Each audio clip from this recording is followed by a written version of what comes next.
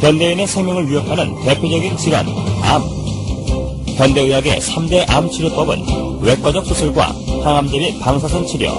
하지만 말기암인 경우 암 완치는 고작 20%. 첨단 현대의학도 암을 불치병으로 남겨놓은 상황인데 현대의학이 풀지 못하고 있는 불치병들, 그 해법을 면역력 강화에서 찾고자 하는 시도들이 새롭게 관심을 모으고 있다. 이런 가운데 산화균 활동의 면역 연구 개발은 경쟁력 있는 조치를 연이어 내놓고 있는데 과감한 투자와 지속적인 연구로 부작용 없는 면역 치료에 도전하는 우리 의료계의 변화. 천연 생약제에서 추출한 성분으로 만든 항암 기능성 식품이 국내에서 처음으로 개발돼서 이르면 이달 안에 시판될 예정입니다. 주용호 기자가 전합니다. 항암과 암치료 부작용이나 성인병을 예방하기 위해 개발된 기능성 식품입니다.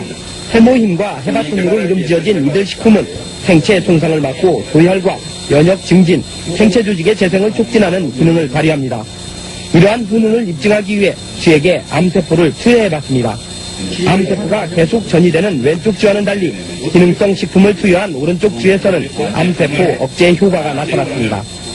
이번에 개발된 이 두 기능성 식품은 해바라기와 당귀 등 우리의 전통 한약재에서 그 성분을 추출했습니다.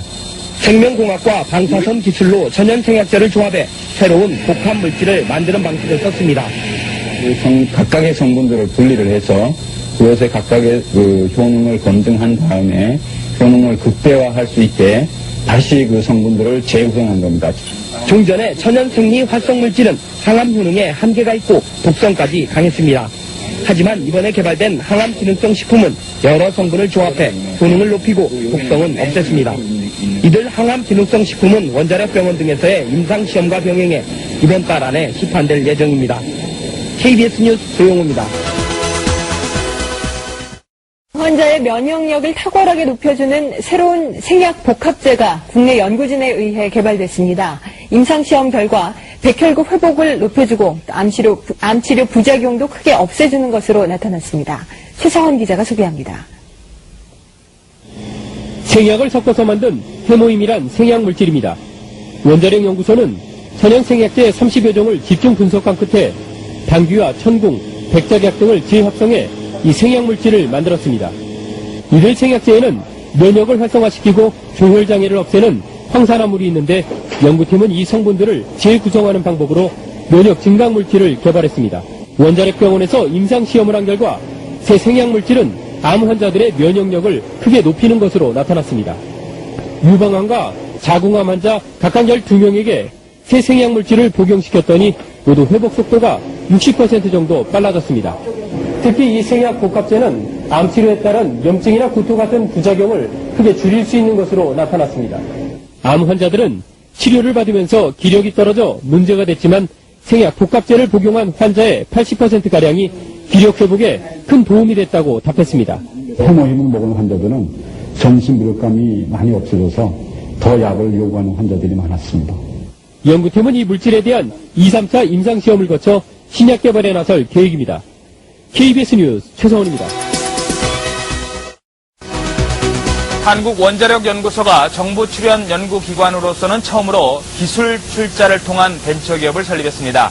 이번 투자는 금전이 아닌 기술 투자에서 연구기관 벤처 창업의 새로운 모델로 평가받고 있습니다. 대전에서 이정우 기자가 보도합니다. 천연 생약 복합 조성물인 해모임입니다. 한국원자력연구소가 중장기 연구개발 사업으로 개발한 이 생약 복합제는 동물 실험과 암 환자 임상 실험에서 효능이 입증되고 있습니다. 이 물질은 임상 실험 결과 면역세포 회복 증진과 염증 등의 부작용 억제 효과가 뛰어나고 방사성 치료에 의한 암 발생 억제 효과도 60% 이상 높은 것으로 확인됐습니다. 암 환자 치료 시에 보조제로 활용할 수 있는 것뿐만 아니라 성인병이나 만성질환 환자들에서 면역 조절 기능 회복에 아주 잘 활용될 수 있을 거로 생각이 됩니다. 이 연구 성과물이 기술 출자 형태로 산업체에 이전돼 벤처기업으로 다시 태어났습니다. 이번 기술 출자는 한국원자력연구소가 직접 벤처기업에 공동으로 참여하는 방식으로 그동안의 단순한 기술 이전과는 다릅니다. 정부 출연 연구기관의 기술 출자로 탄생한 벤처기업의 공식 출범은 연구 성과물에 대한 새로운 장을 열고 있습니다.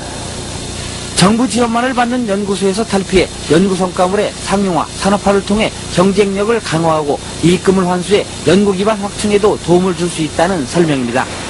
연구자들이 더 용기를 가지고 더 좋은 연구 성과 내고 성과가 나오는 대로 민간에 이렇게 기술을 넘겨줘서 민간이 또 새로운 기업을 자꾸 창출하는 그런 아마 좋은 전기를 마련했다고 이렇게 봅니다. 기술투자 벤처기업은 금전 등 실물 자산이 아닌 특허와 실용신안 등 기술 투자로 이루어지기 때문에 연구기관 벤처 창업의 새로운 모델로 평가받고 있습니다. YTN 이정우입니다.